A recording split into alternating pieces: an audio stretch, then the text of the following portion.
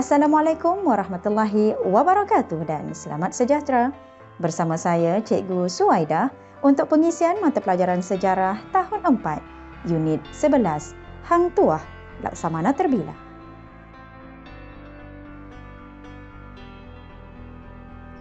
Diharap murid-murid telah bersedia dengan buku teks sejarah tahun 4, Unit 11, Hang Tuah, Laksamana Terbilang.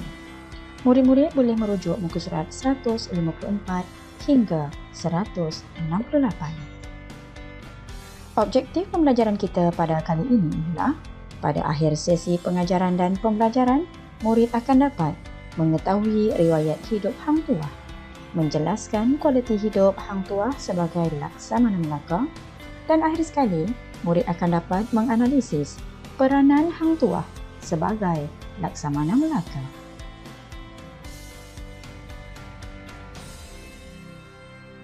Tanpa melengahkan masa, mari kita lihat riwayat hidup Hang Tuah.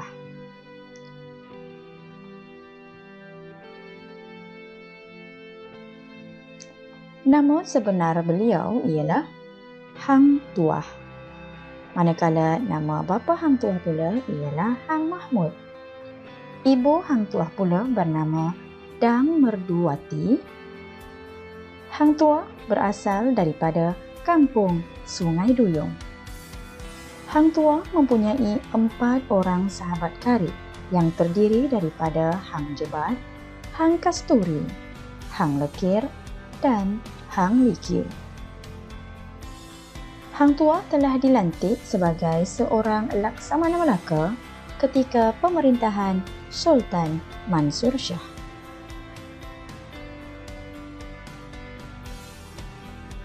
Terdapat banyak peristiwa penting yang berlaku sepanjang Hang Tuah dilantik sebagai seorang Laksamana. Antara peristiwa-peristiwa penting tersebut ialah Hang Tuah pernah menyelamatkan bendahara dalam peristiwa amok. Bendahara telah mencadangkan Hang Tuah dilantik sebagai Laksamana Melaka, manakala 4 sahabat karibnya dilantik sebagai Hulu Balang Melaka. Selain itu, Hang Tuah telah berjaya melihat wajah Maharaja China yang tidak boleh ditatap oleh sesiapa pun semasa mengetuai rombongan menghantar utusan Melaka ke China. Seterusnya, antara peristiwa penting, Hang Tuah menggunakan kebijaksanaannya memujuk Tun Teja untuk berkahwin dengan Sultan Melaka. Hang Tuah akhirnya berjaya membawa Tun Teja ke negeri Melaka. Hang Tuah telah difitnah dan dijatuhi hukuman bunuh oleh Sultan Melaka. Namun, bendahara telah bertindak menyelamatkan Hang Tuah dengan menyembunyikannya. Sebagai seorang rakan karib, Hang Tuah telah mengamuk apabila mendapat kabar bahawa Hang Tuah telah dibunuh. Hang Jebat telah mengamuk kerana ingin menuntut bela atas kematian sahabat baiknya yang disangka telah mati dibunuh itu. Setelah Sultan menyedari dan menyesali kesilapannya, bendahara pun telah memberitahu Sultan bahawa Hang Tuah masih hidup. Sultan menitahkan Hang Tuah untuk mengembalikan keamanan di bumi Melaka. Hang Tuah dan Hang Jebat telah bertempur dalam satu pertempuran. Dalam pertempuran tersebut, Hang Tuah berjaya menumpaskan Hang Jebat, sahabat baiknya. Akhirnya, Hang Tuah telah dilantik semula sebagai Laksamana Melaka. Sebagai seorang Laksamana Melaka yang terbilang, mari kita lihat kualiti diri yang ada pada Hang Tuah. Hang Tuah merupakan seorang Laksamana Melaka yang bijaksana. Selain kebijaksanaannya menggunakan paling sari dalam setiap pertempuran sehingga mampu memperolehi kemenangan, beliau juga menguasai 12 bahasa bagi memudahkannya menjalankan tugas rasmi. Selain itu, kualiti diri yang ada pada Hang Tuah ialah beliau merupakan seorang yang jujur dan amanah dalam menjalankan setiap tugas yang diamanahkan demi kesejahteraan negeri Melaka. Hang Tuah juga merupakan seorang laksamana yang bertanggungjawab menjaga keselamatan perairan Melaka agar menjadi pusat perdagangan terkenal di dunia.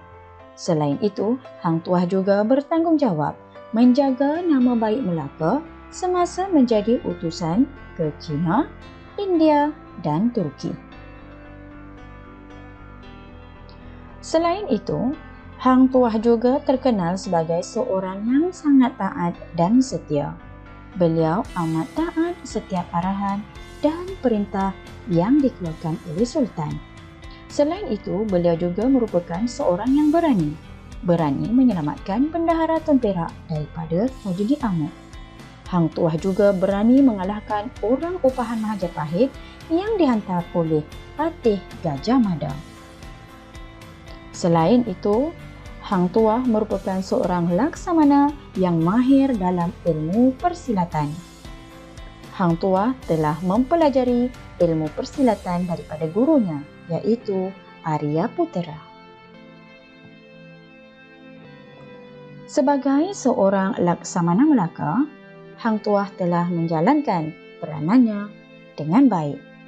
Antara peranan Hang Tuah sebagai seorang laksamana terbilang ialah: yang pertama, Hang Tuah merupakan seorang ketua Angkatan Laut. Peranan yang seterusnya ialah Hang Tuah berperanan menjaga keamanan perairan Selat Melaka. Seterusnya, Hang Tuah juga bertanggungjawab menjaga keselamatan pedagang. Seterusnya, Hang Tuah juga adalah sebagai seorang pengawal Sultan. Dan akhir sekali, Hang Tuah memainkan peranan sebagai ketua rombongan ke China.